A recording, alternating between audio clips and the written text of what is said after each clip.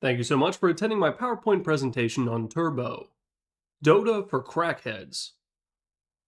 Turbo is an alternate game mode for Dota 2 where the golden experience values of everything in the entire game have been jacked to the tits. In addition to offering handsome rewards for doing literally anything at all, the game mode also has a bunch of different unique secret rules that you can really only learn by playing. Matches only last about 20 to 30 minutes, and therefore it's a great learning environment for new heroes and a fun way for experienced players to mess around with Dota's more extreme systems. It's a very polarizing game mode, and the majority of Dota 2 players either absolutely love it or refuse to play it at all. But in my personal opinion, I think it's an absolute riot, and if you belong to a playgroup with a very wide spread of MMR values, it might just be the perfect mode for you. The extremely variable nature of the mode means that any player on your team could nab the kill streak off the enemy mid laner and suddenly become the most important factor on your team, regardless of which hero they picked or what position they intended to play.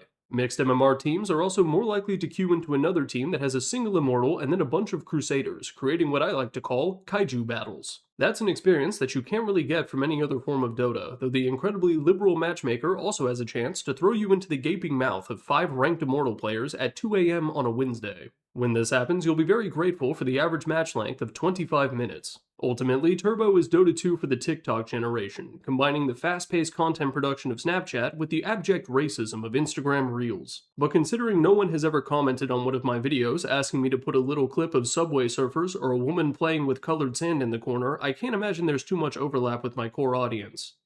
Right?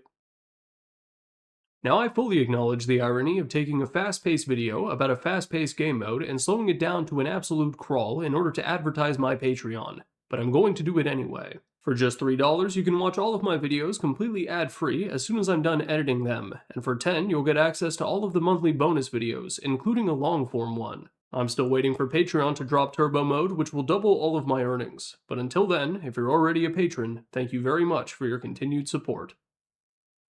Now, if you haven't played a lot of Turbo, you may think that golden experience values are boosted, but other than that, it's really just a normal game of Dota. And I am very happy to say that you are absolutely wrong, because by increasing the speed of Dota 2 to a ridiculous degree, you also change every other thing about the game. First off, unlike in normal Dota, where people try to make the landing stage last forever, players in Turbo are more than happy to enthusiastically move into a bombastic midgame, even if they really shouldn't be. As a result, tempo strategies, including Deathball, are incredibly popular, and it's not uncommon for games to informally end before 12 minutes. A big part of that is how all of the hidden rules of the game mode apply to objectives, but we'll talk about that soon. For now, it's important to note that because golden experience values are multiplied, tiny little optimizations can wind up making a massive difference. In normal Dota, when you pull a camp, you're denying a normal creep waves amount of golden experience, but in Turbo, it's like denying 2. That's the equivalent of denying an entire minute's worth of lane farm in a normal Dota match, making it so that a single pull can completely warp the game. The same idea amplifies stacking, and if you're playing as Sven and you have a horrible lane, but you're able to take a triple or quadruple ancient stack right afterwards with your ultimate,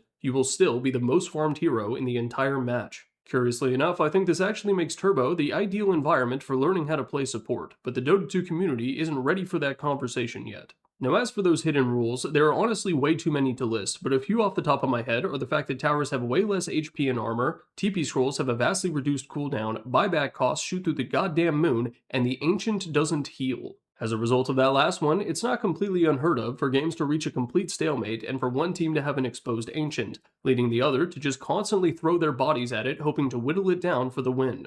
As far as I know, there isn't a list of hidden rules written down somewhere so you can read them all. Instead, you'll just have to learn them as you play. And funnily enough, if you play enough Turbo, you'll have to relearn how normal Dota works, when you glance down and realize that your TP scroll doesn't have a 40-second cooldown anymore. In the depths of the Siberian tundra, there exists a body of water called Lake Baikal, which is so distant from any other bodies of water that the flora and fauna that have developed there are completely unique, such as the world's only freshwater seal and alien carnivore lobsters. Turbo mode is Dota's equivalent to Lake Baikal, but instead of freshwater seals, we get Ancient Apparition with a dragon lance. The increased golden experience values, along with the decreased game duration, have created a unique environment where a bunch of absolute cheese bullshit in normal Dota becomes not only good, but the meta. Heroes like Dark Willow and Silencer are much more powerful in Turbo, not because they're better at being in their normal positions, but instead because they're able to take advantage of their meme potential and become a very strong mid. In addition, heroes with insane stat gains, such as Void Spirit and Nature's Prophet, are able to become their best selves faster than ever before. A major element of Turbo is being able to skip past what I call power valleys, where heroes who were strong in the lane will now have to farm a little bit in order to reach a new peak of power and rejoin the fray. Being able to transform right into the late game versions of themselves gives certain heroes an insane advantage, and not just necessarily cores, because this means Witch Doctor can come out at 15 minutes with a full Aghanim Scepter ready to fuck. Of course, it's not all good news, and heroes with particularly high cooldown ultimates or very early game tempo playstyles don't really get the time to shine in Turbo. Still, if you're very dedicated to the craft, heroes like Enigma and Faceless Void can still find a place in Turbo. Because of course, in normal Dota, Enigmas can only dream of having a refresher orb at 18 minutes. But here in Turbo, they can make it a very, very painful reality. I wrote a little bit about the importance of game length for Dota 2's balance, as well as some ideas about ranked Turbo. Feel free to read it if you like. Now I have spent the majority of this video glazing Turbo as a game mode, so I think it's important to explain why some people absolutely despise it. One of the biggest critiques of Turbo is that it isn't really a learning environment. The increased golden experience values mean that Turbo will never be able to fully recreate the intricacies of a normal Dota 2 game state. And when combined with all of those hidden rules I mentioned, it can lead players to develop a very poor game sense that actually hurts them more than it helps. The more unique hero pool can also make it rather difficult to learn certain positions in the classical style. When you're learning how to play the mid lane, it's important to learn matchups like the Spirits, Shadow Fiend, and Lina, not Dark Willow or Ancient Apparition. Now those are all very valid complaints, but my first argument would be that the purpose of Turbo is not to learn anything, but instead to hone the things that you've already learned in normal Dota. Sure, you won't be able to learn a lot of valuable matchups in Turbo, but you are able to get better at abusing your level 6 power spike and, at the very least, denying range creeps. There's also the differing desires between Type 1 and Type 2 fun when playing Dota, and this is a dichotomy that I think Turbo attempts to tackle with mixed success, but that's a discussion for another day.